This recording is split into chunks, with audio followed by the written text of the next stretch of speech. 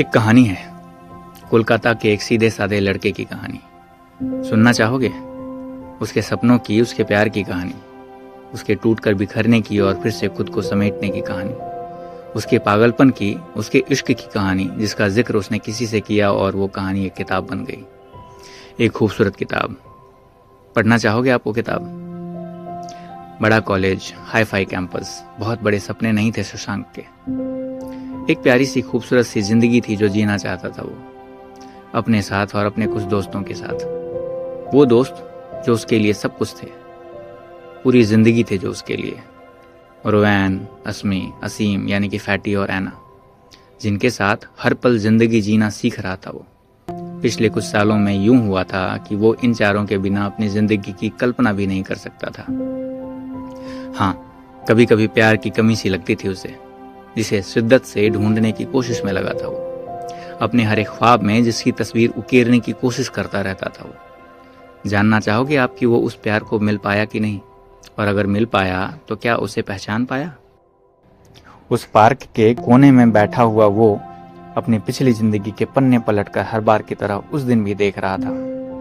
वो पार्क जिससे जुड़ी ना जाने कितनी बातें थी, कितनी यादें थी, कितने खूबसूरत किस्से थे उसके पास कहने को। लेकिन कहे किससे? कौन सुनेगा? तभी अचानक किसी ने पीछे से उसके आंखों को अपने हाथों से बंद कर दिया। जाना पहचाना सा एक एहसास, लेकिन ऐसे कैसे? जिसका ख्याल उसे इस एहसास से आ रहा था वो तो हजारों मील दूर अपने नए कॉलेज, नए दोस्तों के बीच होना चाहिए इस वक्त। फैटी करीबन 1 साल बाद वापस आया था वो कोलकाता। शशांक को तो जैसे वीराने में पेड़ की छांव मिल गई हो। वो दोस्त जो उसका पूरा बागीचा हुआ करते थे, उनमें से एक लौट आया था, भले ही कुछ दिनों के लिए। फैटी के कहने पर वो दोनों सीधे पार्क से फैटी के घर की तरफ चल दिए, नई पुरानी सारी बातें करते। और शशांक ने देखा कि कैब उस रास्ते पे नहीं है जो फैटी के घर की तरफ जाता है। कहाँ ले जा रहा था उसे फैटी? टॉलीगंज? रास्ते तो उधर ही जा रहे थे। क्यों? वहां तो कोई नहीं है। वो घर जिसकी एक चाबी तो शशांक के पास है और एक रोयान के पास। उसने पूछा तो फैटी ने बात घुमा दी। कुछ अच्छा सा अंदेशा यानी कि इंट्यूशन हो रहा था शशांक को। सही था उसका इंट्यूशन। पूरा का पूरा बागीचा लौट आया था। रोयान, अस्मी, ऐना और फैटी सब। वो फूल अब तक नहीं आया था जिसके बिना उसका पूरा बागीचा सूना सा लगता था। दिया कहाँ है? उसे भी बुला। अस्मी का सवाल और ना चाहते हुए भी शशांक के चेहरे पर वो सारे भाव आ गए जो वो इन सब से और खुद से छुपाना चाहता था। कुछ कह नहीं पाया वो, बस यादों का एक गुबार सा उसकी आंखों के सामने से गुजर गया और बोझिल कर गया उसे।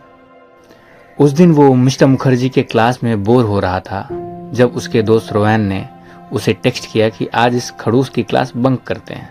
फिर क्या था, शशांक, रोहन और फैटी तीनों पीछे के दरवाजे से रेंग कर निकल गए। ऐना आदतन क्लास में रह गई क्योंकि एक वो पढ़ाकू थी और दूसरी वो हर एक प्रोफेसर की फेवरेट भी थी।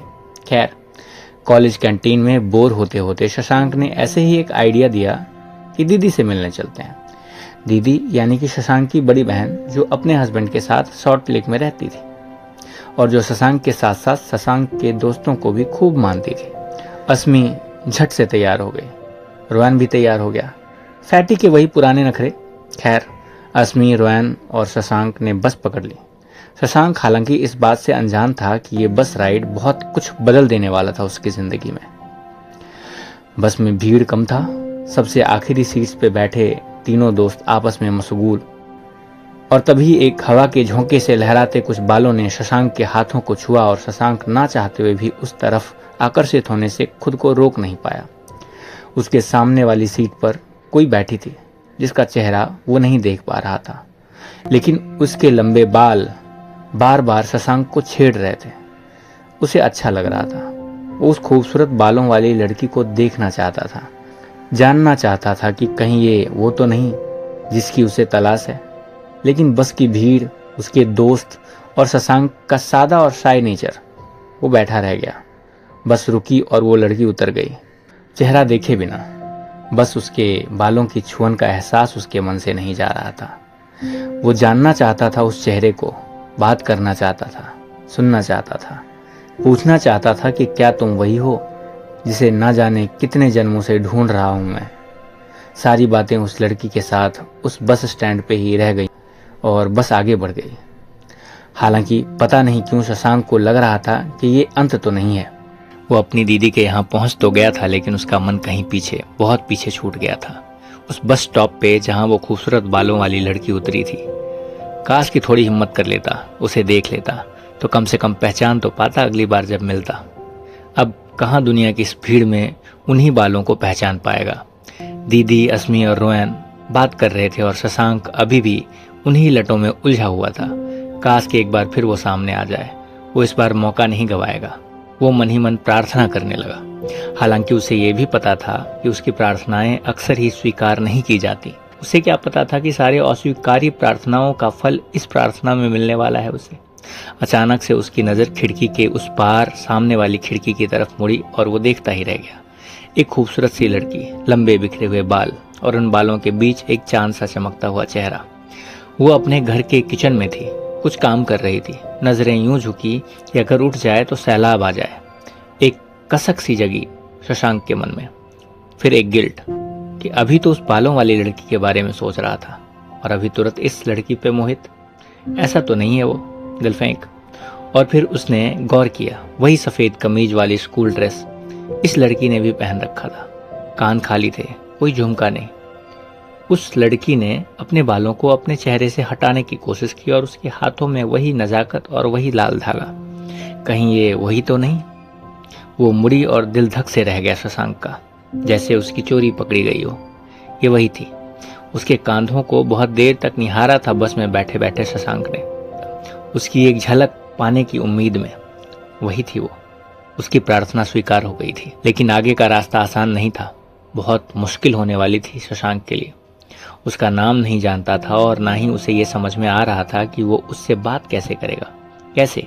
वो अब अक्सर दीदी के घर आने जाने लगा, इस उम्मीद में कि फिर से उसके दर्शन हो पाए। दर्शन वो तो ईश्वर का होता है ना? लेकिन सच्चा प्रेम भी ईश्वर का साक्षात रूप ही है। और वो अनुभूति शशांक को होने लगी थी। हालांकि मंदिरों में तो जब जाओ तब ईश्वर के दर्शन हो जाते हैं, शशांक को नहीं हो पा रहा था। लेकिन उसने ना उम्मीद छोड़ी, ना हिम्मत, और ना ऊपर वाले से प्रार्थना। अब सवाल यह है कि क्या उसकी प्रार्थना स्वीकार की गई या स्वीकार किए जाने वाले प्रार्थनाओं का कोटा उसका खत्म हो गया था। उस शाम भी वो दी के घर पे इसी उम्मीद में आया था कि एक बार तो वो दिखे जिसके इंतजार में वो जाने कब से है। लेकिन शायद आज भी नहीं, शायद आज भी उसके हिस्से में वो पल नहीं था। शायद उसका इंतजार और लंबा होना था। खामखा आंखें फोड़ रहा है, बाहर गई है वो। अचानक से दी की आवाज से वो जैसे जागा, कंफ्यूज। दी मुस्कुरा रही थी। मतलब मैं कुछ समझा नहीं, बौखला गया वो। लेकिन उसकी चोरी पकड़ी गई थी।